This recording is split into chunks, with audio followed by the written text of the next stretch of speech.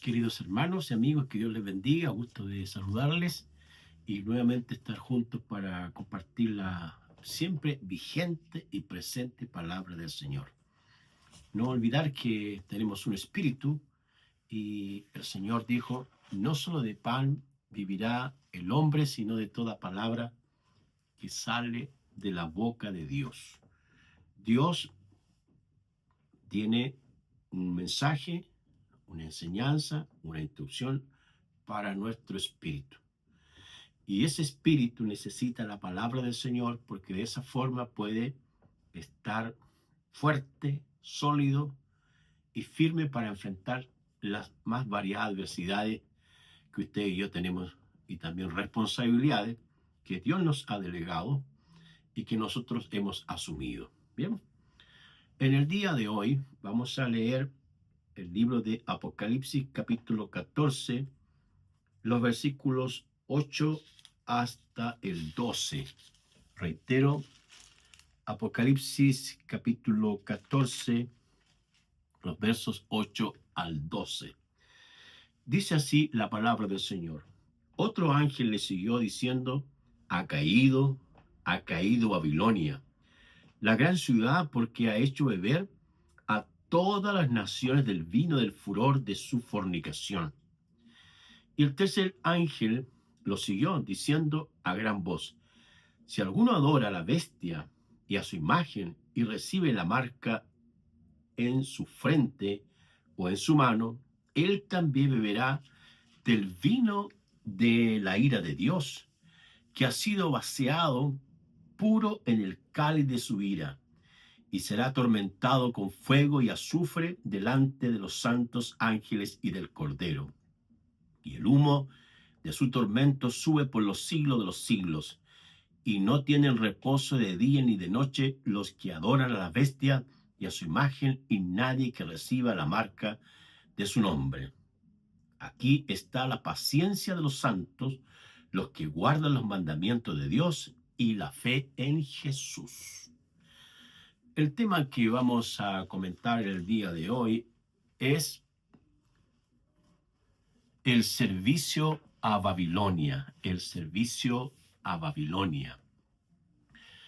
En las Escrituras, parte del lenguaje técnico, nos referimos a la forma en que la literatura ordena, escribe y fija y define lo que es una forma de escribir, un estilo de escritura. La Biblia es un vocablo griego que es biblos y que significa biblioteca o muchos libros.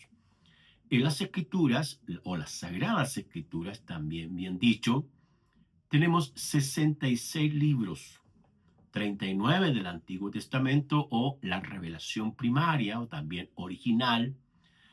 Y en segundo lugar tenemos los 27 libros del Nuevo Testamento o el Nuevo Pacto de nuestro Señor Jesucristo. De esos tenemos los 66 libros.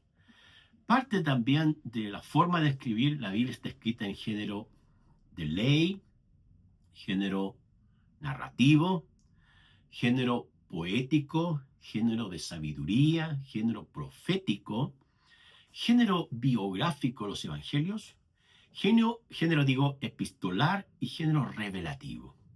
Cada uno de estos géneros o formas de escribir tienen una manera de cómo le debe leerse y abordarse y explicarse, porque el Señor, Dios Todopoderoso, le habló a la gente, a las personas, de diferentes formas y maneras.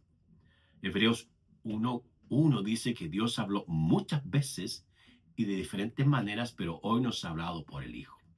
Ahora, dentro de los géneros literarios tenemos el lenguaje figurado, o las figuras de dicción, o tropos también se les llama, donde están las metáforas, los símiles, las metonimias, la personificación, la sinécdoque y otras tantas figuras literarias donde el autor lo que pretende es explicar, embellecer o darle más vigor a lo que quiere decir.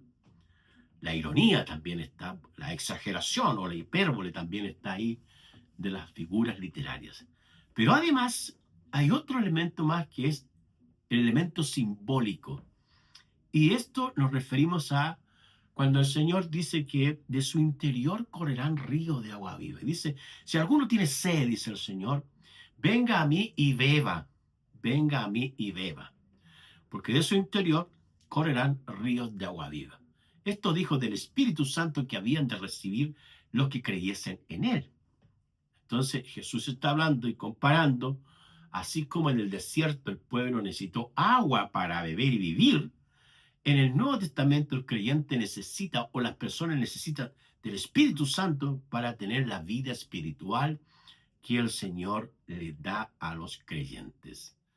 Ahora, en el pasaje que yo les acabo de leer de Apocalipsis 14, 8 al 12, se habla de Babilonia, donde puede tener un significado literal o también puede tener un significado simbólico. Los eruditos, los críticos, los estudiosos de la literatura apocalíptica y simbólica a lo largo de toda la historia no se han puesto de acuerdo en realmente a qué se refiere. Pero si nos detenemos, vamos a encontrar que el autor bíblico le da una orientación a veces literal como también simbólica. Veamos entonces estas dos áreas en las que el servicio a Babilonia puede tener una implicancia fuerte, dura, de juicio, o también el creyente de advertencia para poder salir de allí por lo que esto implica el servicio a Babilonia. En primer lugar está el significado de Babilonia. De punto de vista simbólico, se refiere a un sistema de rebelión contra Dios. Es la corrupción espiritual, la idolatría, que tiene como propósito la persecución del pueblo de Dios. Esto es en forma más bíblica o simbólica o expresiva, donde los autores coinciden que Babilonia muestra en esencia la rebelión hacia el Dios Todopoderoso o en contra del Dios Todopoderoso.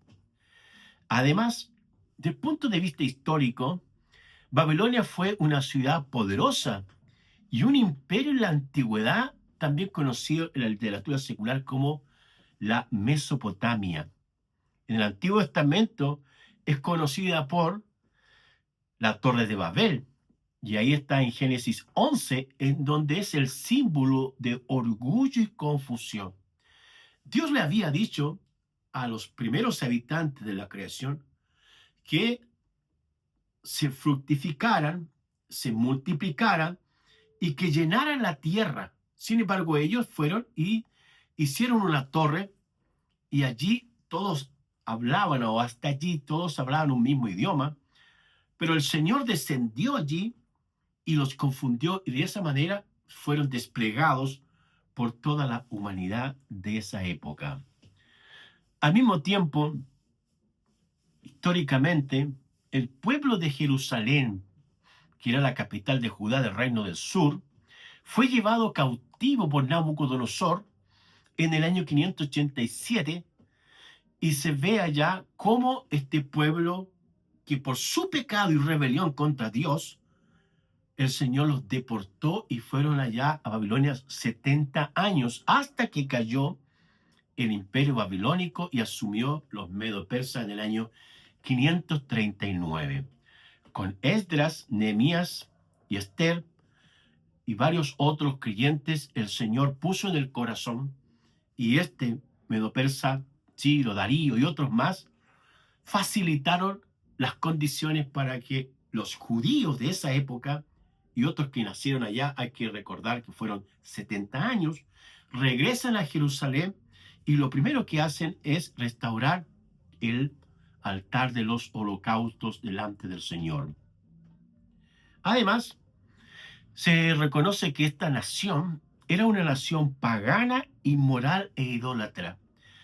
Ahí aparece un relato en el libro de Daniel sobre Belsasar, que era el hijo de Nabucodonosor, rey de Babilonia. Y se menciona una escritura en la pared. Y este rey Belsasar era un hombre idólatra porque tenía sus propios dioses, no adoró al Dios Todopoderoso. Era un hombre vicioso porque le gustaba juntarse con sus pares y otros invitados a comer y a beber. Y era una persona irreverente porque tomó las copas que eran para el santuario del Señor y que su padre las había llevado allá, y que solamente los levitas que estaban dedicados al servicio de las cosas sagradas tenían acceso y nadie más las podía tocar. Y el Señor envió un mensaje de una escritura en la pared donde habla que su corazón ha sido pesado y ha sido hallado falto. Dios nos ayuda a nosotros que no seamos hallados así, sino que por el contrario, seamos personas llenas del Espíritu, seamos creyentes obedientes a la palabra del Señor, seamos personas, hombres de fe, que no relativizan la palabra, sino que la cumplen en obediencia a lo que el Señor ha entregado, ha mandado y quiere que nosotros hagamos. Sigamos un poco en cuanto a Babilonia como un símbolo, de espiritualidad pagana. En Apocalipsis 17:5, quiero leer ese pasaje, Apocalipsis 17:5, dice: y en su frente un nombre escrito en un misterio, Babilonia la grande, la madre de las rameras y de las abominaciones de la tierra. Fíjese cómo el autor, el apóstol Juan, inspirado por el Espíritu, califica a la gran Babilonia, madre de las rameras y de las abominaciones de la tierra. No podemos, como dije anteriormente, ubicarnos geográficamente o específicamente a qué se refiere, pero sí podemos llegar a ciertas conclusiones que cualquier grupo religioso o de grupo político o también económico, pero más bien espiritual, que promueve la idolatría, la inmoralidad, la perversión, es algo que el Dios Todopoderoso rechaza en forma enfática. En Apocalipsis 18:2 dice: y clamó con voz potente diciendo, ha caído la gran Babilonia y se ha hecho habitación de demonios y guarida de todos los espíritus inmundos y albergue de toda ave inmunda y aborrecible. Nuevamente se reitera que este grupo espiritual, religioso, pagano, Dios lo tiene en su justa medida y llegará que el día, el momento que el Señor Todopoderoso vendrá y obviamente el juicio divino caerá sobre ellos. Ahora, lo que representa en este caso la Babilonia es el orgullo, la rebelión, la idolatría, la corrupción espiritual y al mismo tiempo la persecución en contra de los creyentes. En segundo lugar, sus consecuencias. ¿Cuáles son las consecuencias para esta Babilonia, para este sistema inmoral, espiritual, maligno, demoníaco? Es que se acerca el juicio del Dios Todopoderoso. En Apocalipsis 18, los versículos 8 dicen así: por lo cual en un solo día vendrán sus plagas, muerte, llanto y hambre, y será quemado con fuego, porque poderoso es Dios, el Señor, que la juzga. Y ahí está cómo el Señor vendrá y juzgará a esta Babilonia, la gran ramera. En el 18:10 del mismo Apocalipsis dice también: parándose lejos por el temor de su tormento, diciendo, ¡ay! ¡Ay! De la gran ciudad de Babilonia, la ciudad fuerte, porque en una hora vino tu juicio. Vino tu juicio. Y Apocalipsis también del 18, del 9 al 10 hacia adelante, dice: y los reyes de la tierra que han fornicado con ella y con ella han vivido en deleites, llorarán y harán lamentación sobre ella cuando vean el humo de su incendio, parándose lejos por el temor de su tormento, diciendo: ¡ay! ¡Ay de la gran ciudad de Babilonia, la ciudad fuerte, porque en una hora vino su juicio! Y los mercaderes de la tierra lloran y hacen lamentación por ella, porque ninguno compra más sus mercaderías. Mercadería de oro, de plata, de piedras preciosas, de perla, de lino fino, de púrpura, de seda, de escarlata y toda madera olorosa, de todo objeto de marfil, de todo objeto de madera preciosa, de cobre, de hierro, de mármol. Y sigue hablando de cómo el Señor, Dios Todopoderoso, juzgará este sistema espiritual maligno que realmente corrompe a todas las personas. Es aquí donde el creyente o las personas tienen que pensar: o sirven al Señor o sirven simbólicamente a Babilonia o a este mundo pagano, rebelde, donde sigue su propia corriente, su propia manera de ser y tiene su metodología de resolver las cosas que son totalmente contrarias a lo que dice la palabra del Señor. En un sentido, se podría decir que todos, cuando no conocíamos al Señor, simbólicamente éramos babilónicos, éramos rebeldes, idólatras, orgullosos, y teníamos una vida lejos del Señor, que hicimos cosas que las confesamos al Señor y Dios nos ha perdonado y nos ha dado una nueva vida en el Señor. Como dice la Escritura: si alguno está en Cristo, nueva criatura es. Las cosas viejas pasaron, y aquí todas son hechas nuevas. El apóstol Pablo, en una de las epístolas cristológicas, especialmente en la epístola a los Efesios, dice algo muy interesante frente al elemento comparativo que estoy haciendo. Efesios 4:28 dice: el que hurtaba, no hurte más, sino trabaje haciendo con sus manos lo que es bueno, para que tenga que compartir con el que padece necesidad. Ninguna palabra corrompida salga de vuestra boca, sino la que sea buena para necesaria edificación, a fin de dar gracia a los oyentes. ¿Se da cuenta? Si antes del Señor, cuando no conocíamos al Señor, o éramos religiosos, hurtábamos, mentíamos, teníamos alguna situación moral totalmente lejos del Señor, pues bien, ahora en Cristo Jesús, que hemos renunciado a la maldad y a la impiedad, tenemos que vivir en forma honesta, íntegra, y dejar este vocabulario soez y maligno y corrompido, y pedirle al Señor que Él cambie nuestro corazón y nos lave de toda maldad, y Él pueda enseñarnos a hablar y a cómo comunicarnos en forma correcta, sin palabras sucias, sino con palabras edificantes, amables, honestas, puras, sagradas. ¿Existe ese vocabulario? Claro que sí, claro que sí.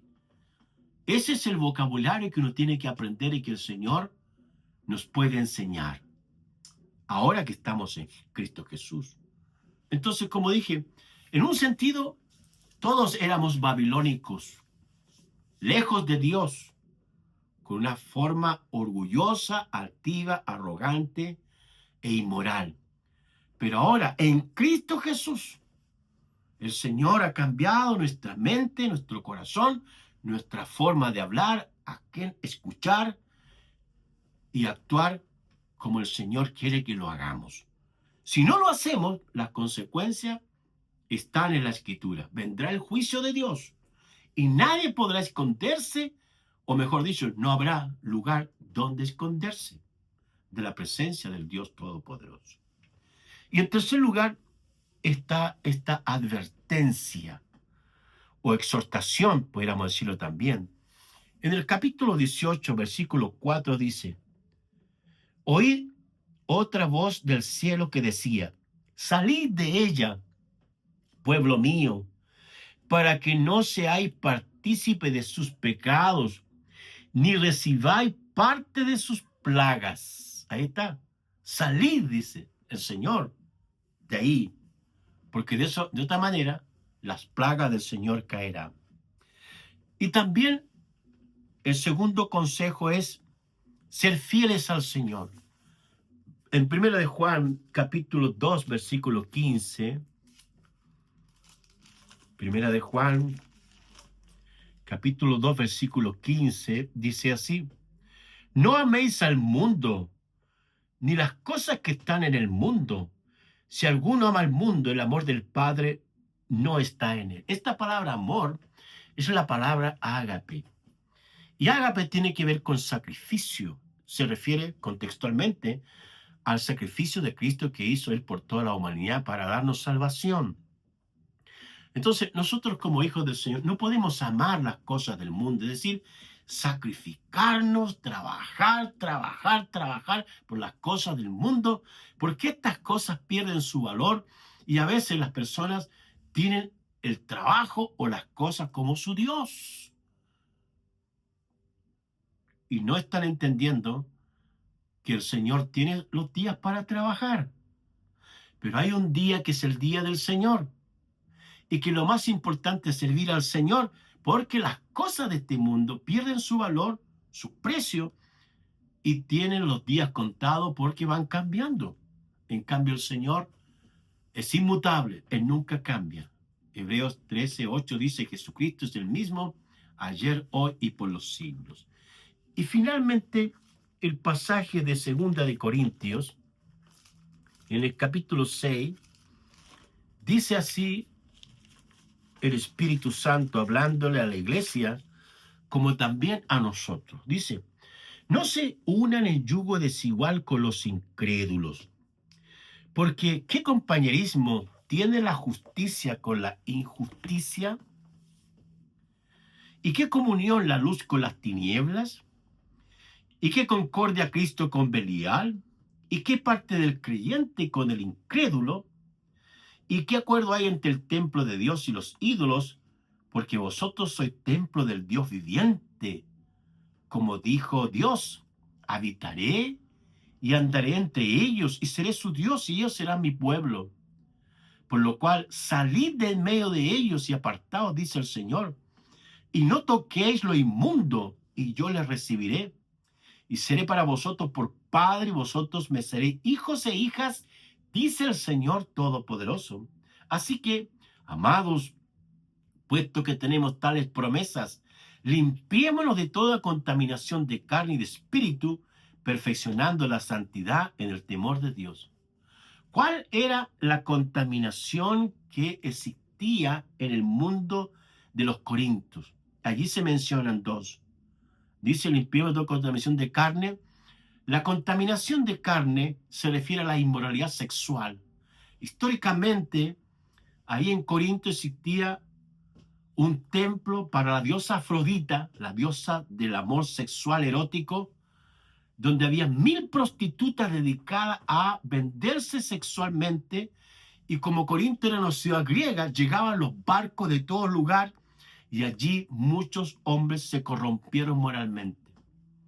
Y segundo lugar, la contaminación de espíritu. El tema de Corinto era la idolatría. Y la Sagrada Escritura dice que detrás de los ídolos están los demonios.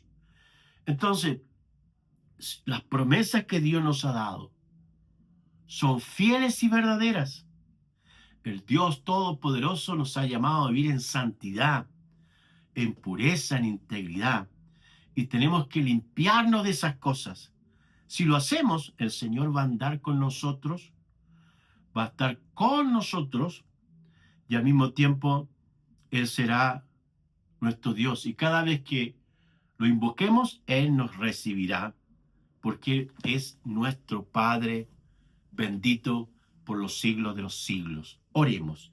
Padre, en el nombre de Jesús, te damos gracias por tu palabra y oramos, Señor, para pedirte en el nombre de Jesús que toda obra maligna, idolátrica, perversa, del orgullo, de la arrogancia, salga de nuestros corazones, Señor, y que tu Espíritu Santo gobierne nuestra mente, nuestro corazón y todo lo que hay en nuestro espíritu, para así vivir una vida de obediencia, para estar atento a tu palabra, para meditar en tus mandamientos, Señor, y ser sal de la tierra, luz del mundo, ejemplo para otros, tener un testimonio bueno, un testimonio sabio, Señor, que entrega la palabra maravillosa del Señor Jesús a todos a quienes la necesitan. Te bendecimos, Padre, y bendícenos como solamente tú lo sabes hacer. En el nombre de Jesús. Amén y amén. Que Dios le